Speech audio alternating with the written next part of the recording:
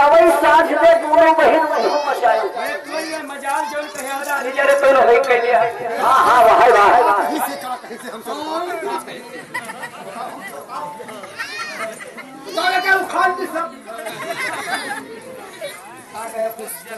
कहां है कि सवई साँझ में दोनों बहन धूम मचायो काहे ना मचाए रहे दाढ़ी जरे काहे ना मचाए सवई साँझ से दाई दोनों धूम मचायो तो हरे दोनों जिनके सिरों में मारे धक्का और अब ही सूर्य रहे तो उठ जाओ घर का मुंह तो देखो दा बहुत बनिया ना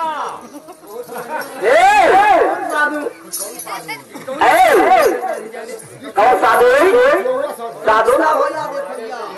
लग रहा हो लग रहा आओ सुन लो अरे जय भाई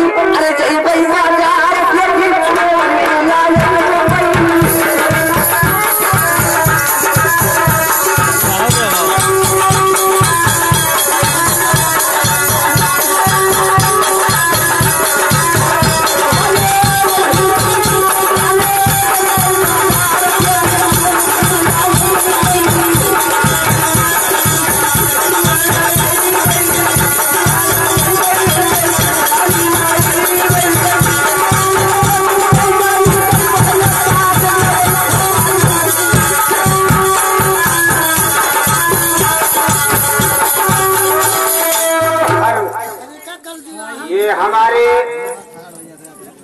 हमारे वही भैया है नहीं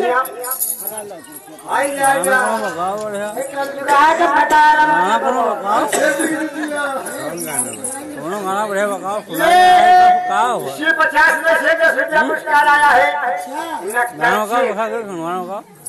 और सुरेश के नाम से और जालिम के नाम से इनका छवि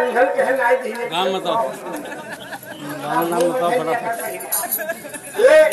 10 रुपया पुरस्कार आया है 10 की वजह 10 लाख का संकट भगवान जी कहाँ पाए और हमारे पार्टी से धन्यवाद है और कहा सब में क्या ख्याल है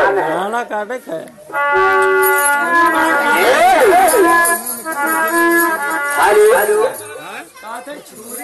जय में बाजार से कोई छोड़ी नहीं गए पहाड़ों दोनों जगह काट वाले खोपड़ी कतरों तारीख जबान